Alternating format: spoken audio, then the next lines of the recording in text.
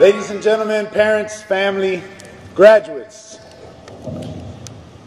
I don't take this moment for granted. I don't take it lightly, and I urge you, graduates, not to take this moment for granted. This is a small step in your ultimate journey, but it's huge. It truly is everything. It's a new beginning, a new day, a new sense of identity, a new sense of empowerment. You decided, reflect back 6, 9, 10, 12 months ago when you first came here.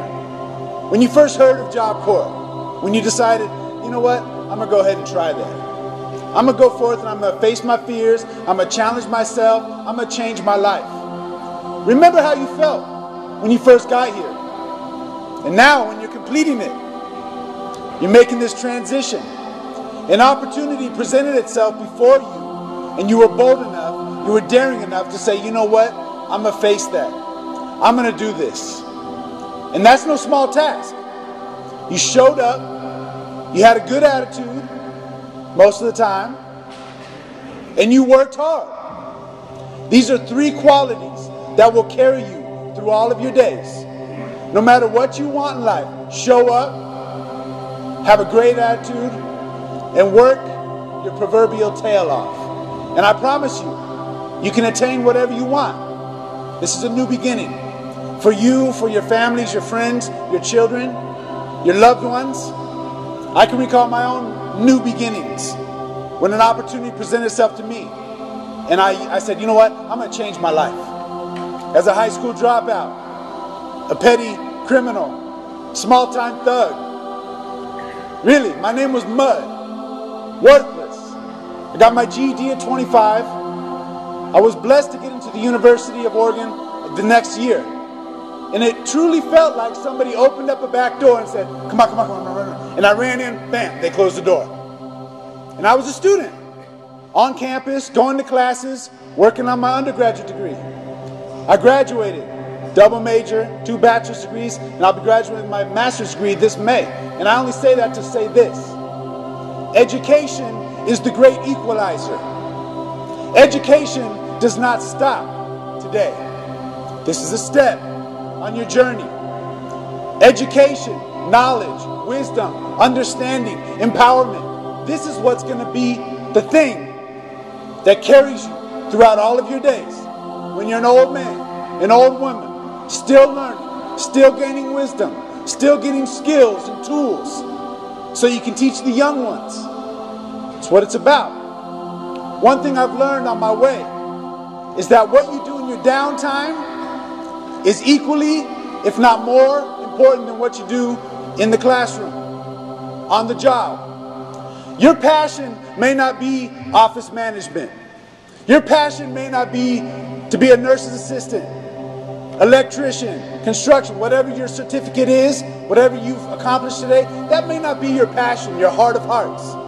But I'm going to tell you, if you know what your passion is, you do it before work and after work, and you work your tail off when nobody's watching, when nobody's putting an award around your neck. You love that thing, that you can't live without it. You have dreams, and you work on it. My dream, my personal passion, I love writing. I fancy myself an artist, a novelist, a poet even. And so I work on that. That's not my job, but I work on that before work, after work, whenever I have some downtime. Man, I'm plugging away at that thing. I'm writing, I'm trying to hone my craft. I'm thinking about my masterpiece, my life's work, in my downtime. Always looking for inspiration. In fact, last week, I was watching a documentary on PBS. There was a documentary about the freedom riders, not writers, but riders. Freedom riders in the 60s, rode the buses down south when nobody said they could. Sat at the lunch counters when nobody said they could. Young people facing their fears, facing oppression, abuse, neglect, hatred, evil in their face. You've seen the videos, black and white videos, dogs being sicked on people, women being beat up in the street by men. You've seen the videos, men sitting at a lunch counter, food thrown at them, egg dripping from their face. When I see these videos, I'm like, man, I want to do something. It gets me fired up. It gets me motivated. Passion. Like, I need to do something. social justice, equality. Education is the great equalizer. Why? Education. If you look at the root word, Latin, ducere. Ducere means to draw or to lead. As you become educated, you are becoming shaped into a leader. You are being drawn and led out of a previous unknowing, a previous ignorance. More so, you're being empowered to draw and lead others out of their unknowing. Why do I bring this up? Modern day, today, education inequality is the civil rights issue of our day. You want to have a stake in the fight? You want to be on the front lines of the battlefield? I'm going to tell you right now, you are. Right now, as you sit here, empowered with knowledge, changing your life, educating yourself, you're on the front lines. They said you couldn't do it. They said you were a dropout. You can be just like your mom, your dad, drugs, prison, whatever. Just like my dad, drugs, prison, dropout, a cycle perpetuating itself, generation after generation. Education, ducere, meaning to draw or to lead out of something. You are now empowered, but it doesn't stop here. It continues for all your days. And you are now empowered to draw others. As a matter of fact, it's your duty to go back and to bear witness for those who can't bear witness for themselves, to give voice to the voiceless, to lift up those who can't lift up themselves. That's our duty.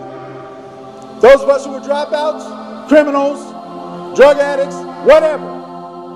It is our duty as we become educated, empowered, to go back to the little homeboys, the little chavitos, and say, you know what?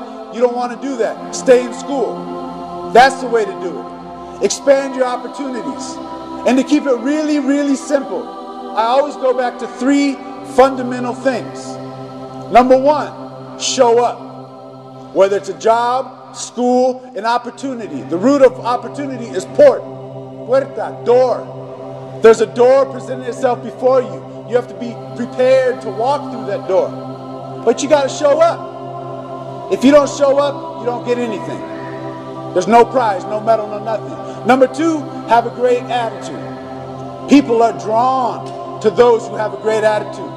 When you're positive, optimistic, encouraged, you know you want something out of life. People are just magnetized to that.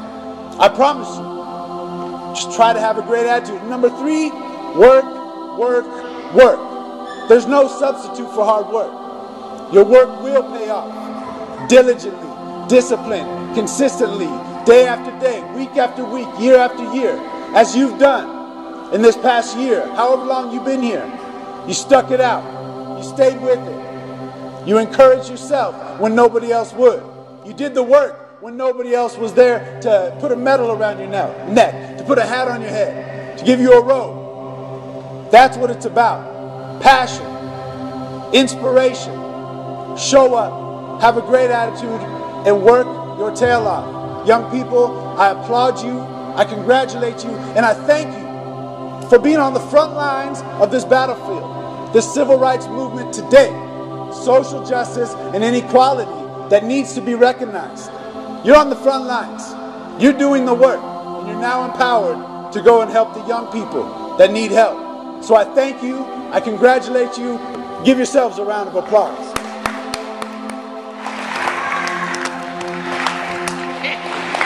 Powerful.